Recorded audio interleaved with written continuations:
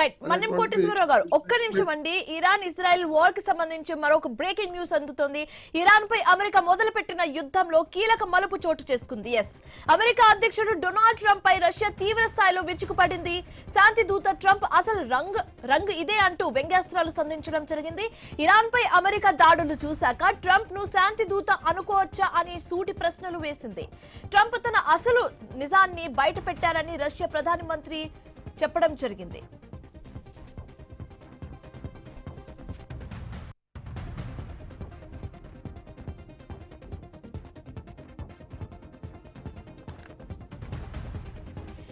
Iran పై America మొదలుపెట్టిన యుద్ధంలో కీలక మలుపు చోటు చేసుకుంది. అమెరికా అధ్యక్షుడు డొనాల్డ్ ట్రంప్ పై రష్యా తీవ్ర స్థాయిలో విరుచుకుపడింది. శాంతి దూత ట్రంప్ అసలు రంగు ఇదే అంటూ వ్యంగ్యాస్త్రాలు సంధించడం జరిగింది. ఇరాన్ పై అమెరికా దాడులు చూశాక ట్రంప్ ను శాంతి దూత అనుకోవచ్చా అని సూటి ప్రశ్నలు వేసింది. ట్రంప్ తన అసలు నైజాన్ని బయటపెట్టారని రష్యా ప్రధానమంత్రి చెప్పడం జరిగింది.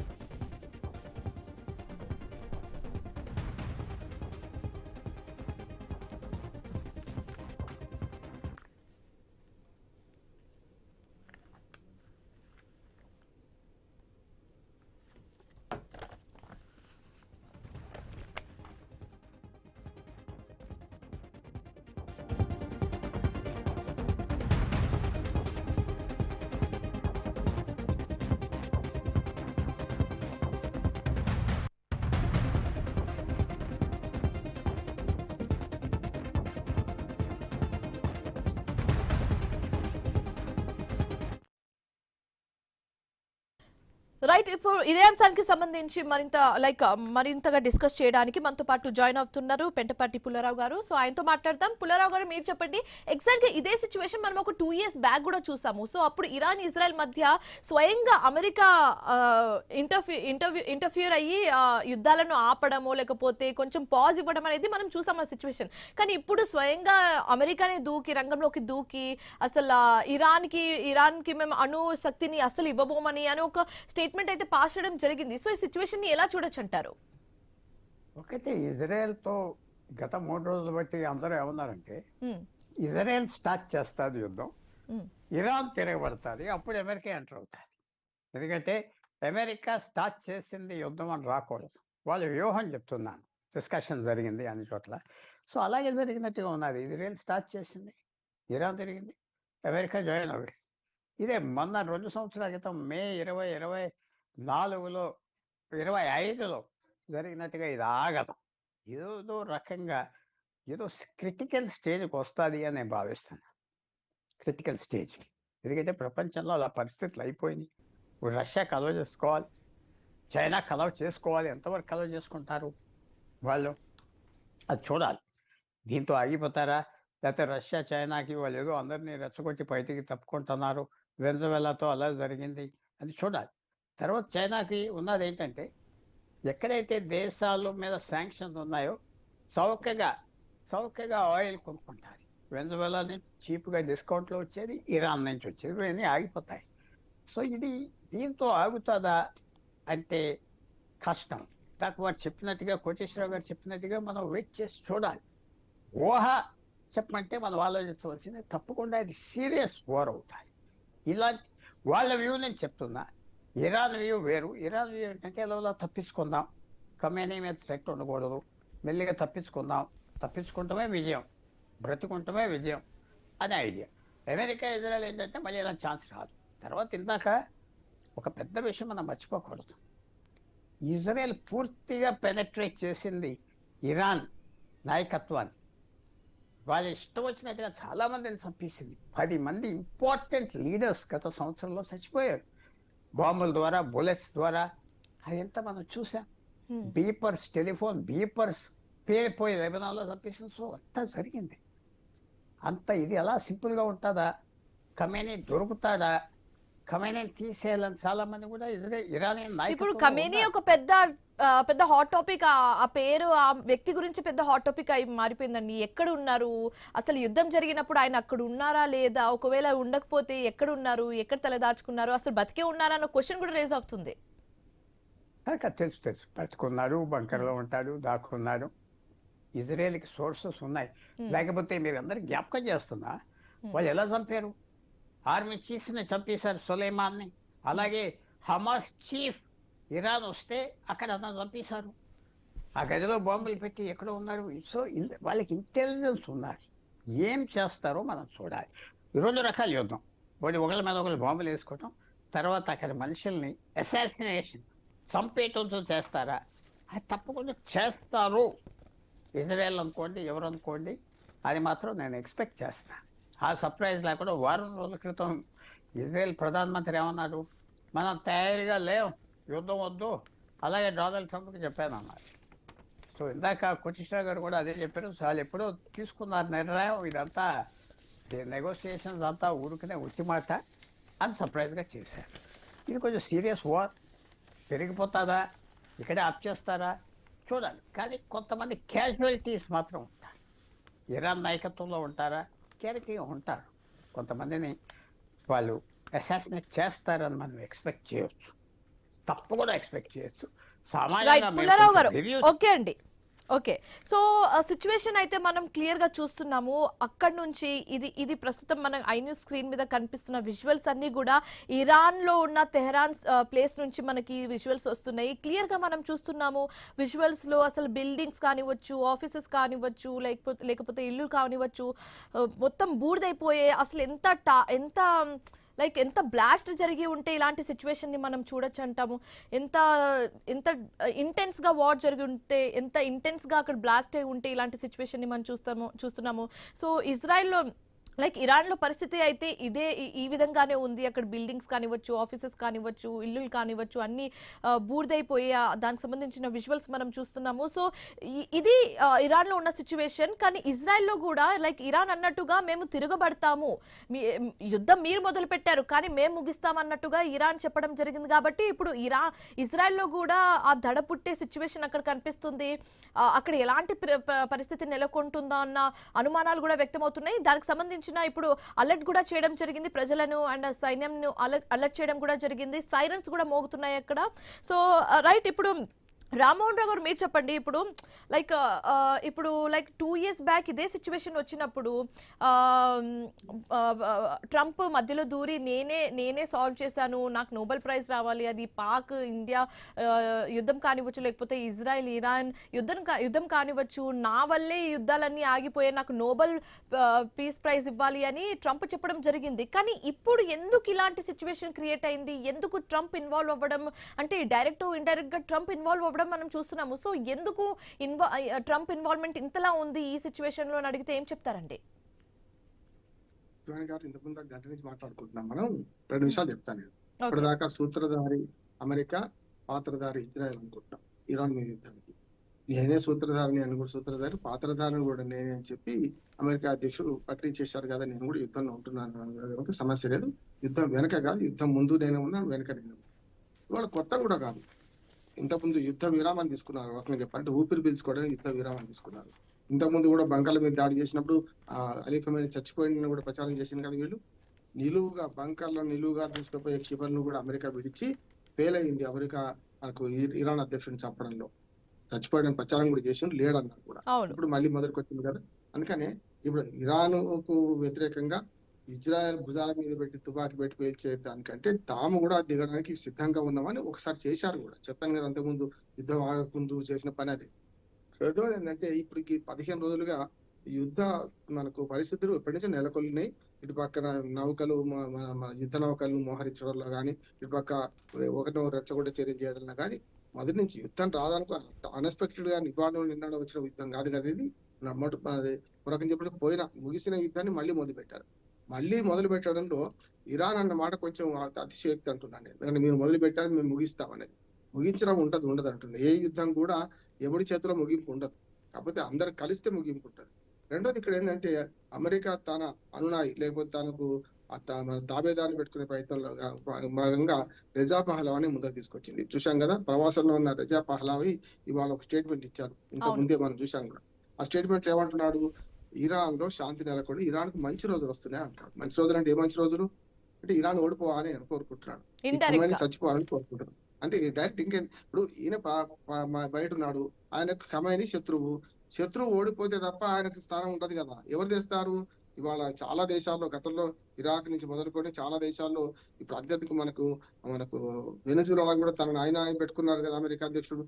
ఇక్కడ కూడా గతంలో ఇరాక్ లో కూడా పెట్టుకున్నారు సద్దాం హుసేన్ చచ్చిపోకముందు. ఇప్పుడు కూడా ఏమంటున్నారంటే ఈ రెజా పహలావి ఒకవేళ ఇరాన్ యుద్ధంలో ఓడిపోతే, అమెరికాతో ఓడిపోతే, లేకపోతే ఇజ్రాయెల్ తో ఓడిపోతే, లేకపోతే రెజా పహలావి వస్త్రానికి సిద్ధంగా ఉన్నాడు, రెడీ ఉన్నాను నేను, ఏమంటారు ఫుడ్ మనకు మీల్స్ రెడీ లాగా నేను రెడీ ఉన్నాను రాజరికం కోసం అని అంటున్నాడు యువరాజు. ఆయన అమెరికాకు మంచి రోజులు అతి త్వరలో వస్తున్నాయన్నాడు. రామోహన్ గారు ఎంతసేపు పదవి కోసమో లేకపోతే పవర్ కోసమే ఆయన స్టేట్మెంట్ చేయడం జరిగింది, కానీ ఇరాన్ ప్రజలకు నేను ఉన్నాను, అసలు ఆ ప్రభుత్వం ఎలాంటి చర్యలు తీసుకుంటుంది చెప్పండి. అది కరెక్ట్ అమ్మా, మీరు అన్నది కరెక్ట్ సోని, మీరు చెప్పింది కరెక్ట్. అంతే, ఎక్కడైనా సరే మనం ఇరాన్ యుద్ధంలో గెలుస్తామనాలి, కొమ్మని పోయి నేను వస్తానని వేరు. అవును, కానీ యుద్ధాలు మంచి రోజులు వస్తాయి అంటే ఏమన్నట్టు ఇరాన్ యుద్ధంలో ఓడిపోవాలి, అమెరికాకి దాసోహం అనాలి, లేకుంటే ఇజ్రాయెల్ దాసోహం అనాలి అనుకుంటే అమెరికాకి దాసోహం అనాలి, ఏదో చర్చలు భరించాలి, మొత్తం మీద జరిగితే అప్పుడు తాను వచ్చి కూర్చుంటాడు. అదే కదా ఇప్పుడు నేను చెప్పాను, బంగ్లాదేశ్ లో ఇప్పుడు మన తారిక్ రెహమాన్ ఎట్ల నుంచి వచ్చిండు, ప్రవాసంలో ఉన్నవాడు వచ్చిండు, ఆ పరిస్థితులు అంత తగ్గట్టు తయారైనాయి. దుర్మార్గుడు యూనస్ వచ్చి ఈ మధ్యన కొద్ది రోజులు నాశనం చేసిండు. ఇప్పుడు ఏమైతే ఆయన వచ్చినందుకు బయట నుంచి వచ్చిండు. ఇక్కడ కూడా రెజా పహ్లావి మా పట్టం కట్టడానికి అమెరికా సిద్ధంగా ఉన్నది. అమెరికా రేపొద్దున ఆ పని చేస్తుంది, ఏది ఇరాన్ ఓడిపోయినప్పుడు. అందుకని అమెరికా ఇరాన్ కి మంచి రోజులు వస్తాయి అంటే ఆయన రామోహన్ గారు ఒక్క నిమిషం అండి, back to back breaking news అందుతుందండి మనం ఇజ్రాయెల్ ఇంకా ఇరాన్ వార్ కి సంబంధించి. ఇప్పుడు మనం బ్రేకింగ్ న్యూస్ చూస్తున్నాము, అబుదాబి పైన దాడులు చేశారు ఇరాన్ దళాలు, అలాగే షిప్ని ప్రయోగం చేసి ఇరాన్ దాడులు చేయడం జరిగింది. సో మొత్తానికి మనం అనుకున్నాం ఇరాన్ ఎప్పుడెప్పుడు దాడి చేస్తుంది, ఏ విధంగా దాడి చేస్తుందో అనుకున్నాము, కానీ మొత్తానికైతే దాడులు ప్రారంభించేసింది ఇరాన్. పశ్చిమ ఆసియాలో విస్తరిస్తున్న యుద్ధ మేఘాలు ఎండ్ అవుతుందో కామ పడుతుందో అనుకుంటే ఇంకా అది కంటిన్యూ అవుతుంది. అమెరికా ఎయిర్ బేసెస్ లపై ఇరాన్ దాడులు మొదలు పెట్టింది. ఖతార్ అండ్ ఇరాక్, కువైట్ లోని దాడులు ప్రారంభమయ్యాయి. దానికి సంబంధించిన బ్రేకింగ్ న్యూస్ మనం చూస్తున్నాము. అంటే కామ పడుతుంది, లేకపోతే కొన్ని రోజుల తర్వాత ఇది విస్తరిస్తుంది అనుకున్నాం, కానీ ఇప్పుడే లైక్ ఆన్ ది స్పాట్ మధ్యాహ్నం అక్కడ మనం ఇరాన్ మీద దాడి చూసాము, ఇప్పుడు సాయంత్రం కూడా అవ్వలేదు, ఆ లోపే మనం ఇజ్రాయెల్ మీద కూడా దాడి చూస్తున్నాము. అంటే ఎంత షార్ప్ గా వాళ్ళు అంటే అంత ప్రీ ప్లాన్డ్ గా వాళ్ళు ఇరాన్ వాళ్ళు ఉండడం మనం చూస్తున్నాము. సో అమెరికా ఎయిర్ బేస్లపై నాట్ ఓన్లీ లైక్ ఇజ్రాయెల్ అని కాదు, అమెరికా ఎయిర్ బేస్ల పైన కూడా అటాక్ జరగడం మనం చూస్తున్నాము. కొన్ని ప్లేసెస్ ని టార్గెట్ చేసి ఇరాన్ ఆ వార్ అనేది స్టార్ట్ చేసేసింది. దానికి సంబంధించిన బ్రేకింగ్ న్యూస్ అయితే మనం చూస్తున్నాము. సో 2 బాక్సెస్ లో ఫస్ట్ బాక్స్ లో మనం చూస్తున్నాము ఇరాన్ లో ఉన్న రైట్ నౌ సిచ్యువేషన్, అది అక్కడ సిచ్యువేషన్ ఏ విధంగా ఉందో మనం ఊహించని విధంగా, అంటే అసలు ఎప్పుడు ఇమాజిన్ కూడా చేసుకోలేదు అలాంటి సిచ్యువేషన్ ని మనం చూస్తున్నాము. అక్కడ బిల్డింగ్స్, ఇళ్ళు, ఆఫీస్ అన్ని కూడా కుప్పకూలిపోయాయి. మొత్తం బ్లాస్ట్ లో ఎంత ఇంటెన్స్ బ్లాస్ట్ జరిగి ఉంటే ఇలాంటి ఒక సిచ్యువేషన్ మనం చూస్తున్నాము. ఆన్ ది అదర్ హ్యాండ్ అంటే ఇరాన్ క్లియర్ కట్ గా చెప్పేసింది, మీరు యుద్ధం స్టార్ట్ చేశారు కానీ మేము తిరగబడతాం, వెయిట్ అండ్ సీ అని చెప్పడం జరిగింది. కానీ ఒక 1-2-3 అవర్స్ లో కూడా అసలు గ్యాప్ తీసుకోకుండా ఇరాన్ అయితే ఇజ్రాయెల్ మీద దాడి చేయడం మనం చూస్తున్నాము. సో రైట్, ఇప్పుడు కోటేశ్వరరావు గారు మీరు చెప్పండి. ఇప్పుడు ఓకే, దాడి ఎవరు స్టార్ట్ చేసినా, యుద్ధం ఎవరు స్టార్ట్ చేసినా ప్రతీకారం అనేది లైక్ రివెంజ్ మాత్రం ఉంటుంది, కానీ ఇంత షార్ట్ టైంలో అయితే మనం ఎప్పుడు ఎక్స్పెక్ట్ చేయలేదు. అంటే ఇంత షార్ట్ టైంలో వాళ్ళు చేయగలిగారంటే ఎంత ప్రీ ప్లాన్డ్గా ఉండుంటే ఇలాంటి ఒక స్టెప్ తీసుకోవడం జరుగుతుంది. గత ఏడాది ఇరాన్ మీద అమెరికా జరిపినటువంటి దాడుల తర్వాత మళ్ళా ఏ క్షణమైనా దాడులు జరగవచ్చు అనేటువంటిది ఇరాన్ లో ఉన్నటువంటి అప్రమత్తత. అదేవిధంగా గత ఏడాది అనేక మంది జనరల్స్ ని ఇజ్రాయిల్ రహస్య హంతక దళాలతోటి మట్టుబెట్టిన తర్వాత ఎవరు సమాచారం ఇచ్చారు, ఎవరు విద్రోహులు ఉన్నారు అనేటువంటిది కూడా కొన్ని వందల మందిని ఇరాన్ ఆ తర్వాత గుర్తించింది. వాళ్ళలో కొంతమందిని గురిదీసింది, కొంతమందిని జైల్లో పెట్టింది. ఈ చర్యలను తీసుకొని తన యొక్క యంత్రాంగాన్ని ప్రక్షాళన చేసుకున్నటువంటి ఇరాన్ గత కొద్ది వారాలుగా మరింత తీవ్రంగా సన్నద్ధం అవుతా ఉంది. అమెరికా లేదా ఇజ్రాయెల్ ఎప్పుడైతే దాడులు చేస్తుందో ఆ దాడులకు ప్రతిగా సముద్రంలో ఉన్నటువంటి అమెరికా నౌకలతో పాటు ఆ ప్రాంత దేశాల్లో ఖతార్ కావచ్చు, బహ్రెయిన్ కావచ్చు, లేకపోతే ఇతర దేశాల్లో ఉన్నటువంటి అమెరికా సైనిక కేంద్రాల మీద ఇరాన్ క్షిపణి ప్రయోగాలతో దాడులు చేస్తుంది అనేటువంటిది ముందుగా ఊహించింది, అందరికీ తెలిసినటువంటిది. అది యుద్ధం ప్రారంభమైన తర్వాతనే ఆ విధంగా జరుగుతుందని చెప్పేసి అందరూ ఊహించింది. ఇప్పుడు అదే జరుగుతా ఉంది. అందుకని ఆయా దేశాల్లో ఉన్నటువంటి నిజానికి ఆ దాడులు అనేటువంటివి ఆ దేశాలకు వ్యతిరేకంగా ఇరాన్ చేస్తున్నటువంటివి కాదు. ఆ దేశాల్లో ఉన్నటువంటి అమెరికా వైమానిక కేంద్రాల మీద చేసినటువంటి దాడులు. అయితే ఆ దాడులతో పాటు ఆయా ప్రాంతాల్లో ఉన్నటువంటి పౌరులు కూడా ఇబ్బంది పడతారు కనుక ఆ దేశాలన్నీ కూడా పౌరులందరినీ మీరు జాగ్రత్తగా ఉండండి అని చెప్పేసి హెచ్చరికలు జారీ చేశాయి. అది అనివార్యమైనటువంటి పరిస్థితి. అందుకని ఇది ఈ విధంగా ఎందుకు చేస్తా ఉంది ఇరాన్ అంటే, ఆయా దేశాల్లో అమెరికా వ్యతిరేకతను పెంచడానికి, ఆ అమెరికాకు వ్యతిరేకంగా ఆయా దేశాల్లో ఉన్నటువంటి పాలక వర్గాలు అమెరికాకు సాయం చేయకూడదు అనేటువంటి ఒత్తిడిని తీసుకురావడం కూడా దీని వెనకాల ఉన్నది. అందుకని 2 ప్రయోజనాలు. ఒకటి, అమెరికా ఎయిర్ బేసుల్ని దెబ్బతీయటం, నాశనం చేయటం. రెండోది, ఆయా దేశాల్లో అమెరికాకు వ్యతిరేకంగా, ఇజ్రాయెల్కి వ్యతిరేకంగా జనాన్ని కూడగట్టడం, జనాభిప్రాయాన్ని కూడగట్టడం అనేటువంటి 2 లక్ష్యాలతోటి ఇరాన్ ఇప్పుడు దాడులు చేస్తా ఉంది. అయితే ఎవరిపై అవుతుంది. సో అంటే ఒక్క ఇజ్రాయెల్ అనే కాదు కానీ అటు ఇజ్రాయెల్ తో పాటు అమెరికాను కూడా టార్గెట్ గా ఇరాన్ మొదలు పెట్టిందని చెప్పొచ్చు అంటారు. ఎస్, డెఫినెట్ గా చెప్పారు కదా వాళ్ళు. అవును, మధ్యధరా సముద్రంగా ప్రాంతంలో కావచ్చు, లేకపోతే హార్ముజ్ జలసంధి ప్రాంతంలో ఉన్నటువంటి నౌకల మీద కూడా మేము దాడులు చేస్తామని చెప్పేసి వాళ్ళు ఆల్రెడీ అంత ముందే ప్రకటించారు. అదేమి కొత్త విషయం ఏమి కాదు. అందుకని ఇప్పుడు మనం చూస్తున్నటువంటి విజువల్స్ అన్ని కూడా భయంకరంగానే ఉన్నాయి. అయితే అవి నిజమైనవా లేకపోతే ఫేక్? గతంలో చూసాం మనం అనేక ఫేక్ విజువల్స్ కూడా మనకు చూపించారు. ఎందుకని అదొక మైండ్ గేమ్, నష్టం కూడా జరిగి ఉండొచ్చు. అదే సమయంలో ఫేక్ విజువల్స్ కూడా వస్తాయి మనకి. అందుకని ఏమైనప్పటికీ అమెరికా ఒక దుర్మార్గానికి పాల్పడింది. యావత్ ప్రపంచాన్ని. సో కోటేశ్వరరావు గారు, ఇక్కడ మనము ఇజ్రాయెల్ వర్సెస్ ఇరాన్ ఒక వార్ సిచ్యువేషన్ మనం చూస్తున్నాము. ఇదంతా ఎక్స్టర్నల్ జరుగుతుంది, కానీ ఇరాన్ లో ఇంటర్నల్ వార్ కూడా ఒకటి స్టార్ట్ అయిందండి. అది మనం గమనిస్తే ఒకవేళ ఇంటర్నల్ వార్ కూడా స్టార్ట్ అయింది. సో ఆల్రెడీ ఎక్స్టర్నల్ గా అక్కడ వార్ జరుగుతుంటే ఇప్పుడు ఈ ఇంటర్నల్ వార్ ని మనం ఎలా చూడొచ్చు అంటారు? ఇంటర్నల్ వార్ అనేటువంటి పదజాలాన్ని మనం ఉపయోగించాల్సినటువంటి అవసరం లేదు. ఇంటర్నల్ వార్ అక్కడేమి తిరుగుబాటు చేసినటువంటి వాళ్ళు కానీ, లేకపోతే అంతర్యుద్ధ పరిస్థితులు కానీ అక్కడేమీ లేవు. ఇరాన్ లో ఎప్పుడైతే ఈ మత ఛాందస్సుల నాయకత్వాన ఇరాన్ రెవల్యూషన్ అనేటువంటిది ఎప్పుడై అధికారానికి వచ్చారో అప్పటి నుంచి ఆ మత ఛాందసత్వాన్ని వ్యతిరేకించేటువంటి లౌకికవాదులు కావచ్చు, లేదా కమ్యూనిస్టులు కావచ్చు, ఇతర అభ్యుదయవాదులుగా ఉన్నటువంటి వాళ్ళు అప్పటి నుంచి ఇరాన్ ప్రభుత్వ విధానాలను వ్యతిరేకిస్తున్నారు. అంటే యువరాజు రెజా చేసిన కమెంట్స్ ని ఎలా మనం పొలిటికల్ గా చూసే అవకాశాలు కనిపిస్తున్నాయి చెప్పండి? యువరాజు రజా అనేటువంటి ఆయన అమెరికాలో కూర్చొని ఏమైనా మాట్లాడతాడు. అది ఇవన్నీ మైండ్ గేమ్ లో భాగం.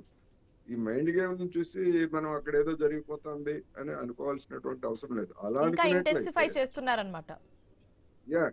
అలా అనుకునేట్లయితే మరి అమెరికాలో డొనాల్డ్ ట్రంప్ రేటు ఆయన పలుకుబడి 65% మంది వ్యతిరేకిస్తున్నారని నిన్న మొన్న వచ్చినటువంటి వార్తలు. 2 సార్లు లక్షలాది మంది అమెరికాలో ఉన్నటువంటి జనం ట్రంప్ విధానాలకు వ్యతిరేకంగా ప్రదర్శనలు చేశారు. ఏ అధ్యక్షుడి హయాంలోనూ ఒక ఏడాది కాలంలోనే ఆ విధమైనటువంటి ప్రదర్శనలు లేవు. అందుకని అంతర్గతంగా అనేక సమస్యలు ఉండొచ్చు, అనేక ఆందోళనలు జరగవచ్చు, ఏమైనా జరగవచ్చు. దాన్ని కాదంటలేదు. అక్కడేమి అంత ప్రశాంతంగా ఉంది ఇరాన్ లో అని కూడా ఎవరు చెప్పట్లేదు.